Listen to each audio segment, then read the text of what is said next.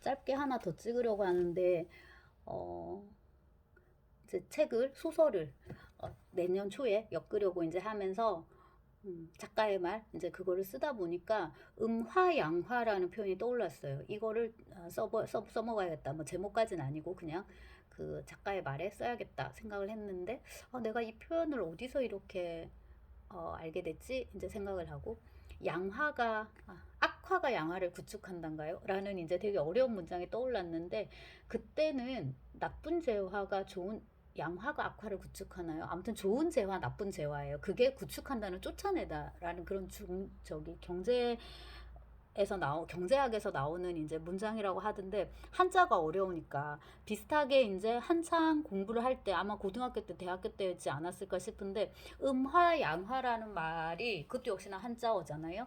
근데 굉장히 인상적으로 다가왔었나 봐요. 네.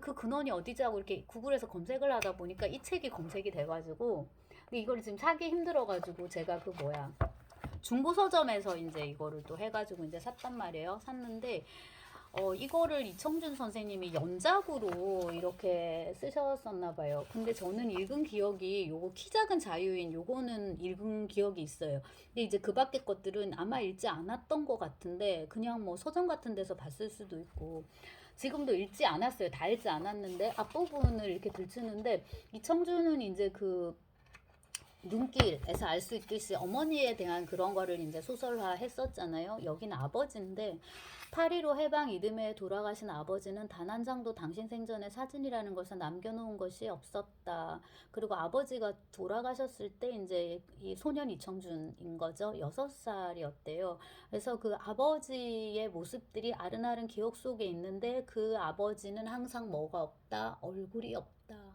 얼굴이 없는 모습으로 이제 나의 기억 속에 새겨져 있다. 예를 들자면 암소가 새끼를 낳았는데 야 이번에도 암송아지다 하고 이제 기뻐했었는데 목소리만 기억나고 그 기뻐하시는 얼굴 모습은 기억이 안 난다. 그 다음에 이제 큰형이 먼저 갔나 봐요. 26에 이제 폐결핵으로 쓰러졌는데 아버지 이제 울고불고 하던 그 모습. 근데 그 실루엣은 기억이 나는 거지. 친지분들이 막 이렇게 수습하고 이렇게 끌고 나가고 하는 모습은 기억이 나는데 역시나 얼굴은 생각이 안 난다. 그 다음에 이제 공사 같은 게 있어가지고 제가 이런 단어를 지금 처음 알았네요. 울력판.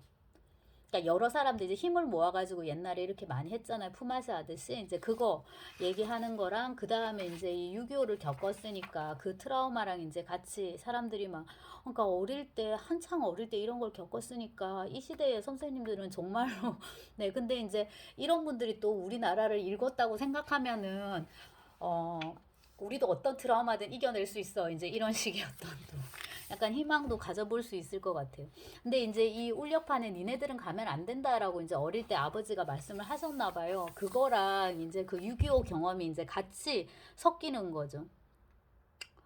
이웃 사람들이 밤마다 몽둥이를 메고 마을 회관으로 몰려나갔다. 그리고 어디론가 수론수론 몰려갔다가 산 사람들을 흙구덩이 속에다 파묻고 돌아오고 막 이렇게 했다는 거죠. 그래서 울력판의 환각이 공포 속에 다시 살아난 것이다. 필름 속의 음화가 어쩌면 눈앞에 양화의 현실로 인화되어 나타난 격이랄 수 있을까? 하지만 울력판에 얼굴이 없는 사람들처럼 그 사람들도 역시 얼굴이 없는 사람들이었다. 이렇게 음화하고 양화를 이제 키워드로 가지고서 이렇게 이제 글을 써 나가는데 아마 제가 그래서 어릴 때 이런 이청준의 글을 되게 좋아했던 것 같은데요. 그 얼굴 없는 울력판 사람들의 음화를 양화로 인화해 보면 거기엔 아마도 외가 동네의 대낮 골목에서 만난 사람들의 얼굴이 나타나게 될 수도 있었을 것이다. 그리고 어쩌면 나의 아버지와 이웃집 건씨 아저씨 같은 우리 동네 사람들의 얼굴 모습들까지도 거기 함께 끼어 나타났을 것이다. 하지만 나는 여태까지 실제로 그 음화를 양화로 인화해 본 일이 없었다라기보다는 그것을 인화시켜 볼 용기를 가져본 일이 없었다. 그것은 어쩌면 인화를 해봐야 거기에 나타날 얼굴들을 이미 알고 있었기 때문일 수도 있었다. 그리고 사람들은 어차피 누구나 그런 두렵고 끔찍스러운 삶의 음화들을 한 장씩은 마음속에 깊이 숨기며 살아가게 마련임을 알고 있고 그로 인한 아픔을 새로운 상처로 덧치지 않도록 거꾸로 서로들 쓰다듬어 주면서 살아가게 마련이라는 체념 때문일 수도 있었다. 하지만 그 음화를 끝내 양화로 인화해 볼 수가 없는 한 그 얼굴이 없는 사람들의 모습은 언제까지나 나를 안타까운 설잠 속의 가위 눌림 속에서 헛소리만 되풀이하게 할는지도 모른다. 해서 이제 인화하고 싶지 않은 그 음화 필름에서 이제 또 밑에 이야기가 이어지는데 그다음에 지워버리고 싶은 음화 뭐 이렇게 약간 이게 좀 글이 좀 이렇게 막 논리적이진 않은 무성시대의 필름과 이명현상 뭐 이런 식으로 세상에서 가장 답답하고 두려운 가위 눌림의 그림은 무엇일까? 가난의 그림은 그중 무서운 그림의 하나가 될 수 있을 것이다. 나는 지금도 사람이 많이 모이는 맞아 많이 모이는 곳에 가면 지금도 되게 불편하다고 자기가 되게 이제 가난하고 못 살고 이러니까 냄새도 많이 나고 음식도 막 그런 냄새들이 옷에 배어 있잖아요. 곰팡내나 막 습기나 그런 것 때문에 사람들이 나를 이렇게 하지는 않을까. 이런 거 이제 도스옙스키도 초기작에서 많이 썼던 건데 그런 거에 대한 이제 솔직한 고백 같은 거. 네. 근데 여기 맨 처음에 보면은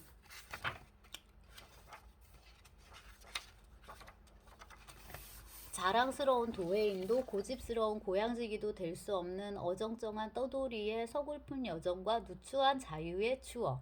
이렇게 이제 쓰셨는데 이것도 이제 옛날 소설이니까 그죠? 이게 되게 그러니까 제가 어릴 때 선생님 젊으셨을 거고 이게 감화를 줬던 것 같은데 지금 이제 이렇게 써갖고는 뭐 안 될 것 같고 어쨌거나 이제 그 음화와 양화 그다음에 이제 얼굴 없는 아버지의 이미지 앞에 거 제가 하나 더 읽어드리면 그리고 그 아버지의 얼굴이 없는 모습은 언제부턴가 내겐 가위 눌림 속에서 아무리 눈을 떠서 윗모습을 보려 안간힘을 써대도 언제까지나 반조각의 모습밖에 보이지 않는 안타까운 설잠 속에 그것이 되고 만 것이다.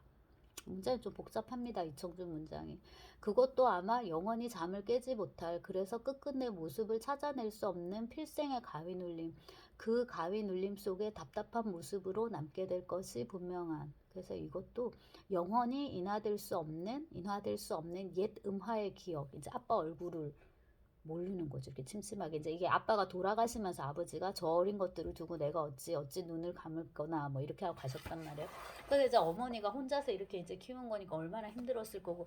그리고 이제 그 예를 들면 이제 이 소년 이청준의 입장에서 보면 아버지 없이 홀어머니 밑에서 이렇게 컸는데도 다 잘 자라요. 진짜 법륜스님 말대로 아무 문제 없어요.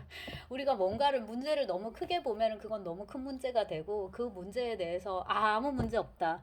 혹은 예상할 수 있는 어떤 더 큰 문제에 비하면 이거는 문제가 아니다라고 생각하면 조금 더 이제 가볍게 대할 수 있는데 뭐 가볍지 않습니다. 자, 이 책이었어요. 네, 제가 우울하지 않으려고 읽었는데 읽다 보니까 더 우울해지는 좀 그런 게 있습니다. 네, 이청준의 가을 그림의 음화와 양화.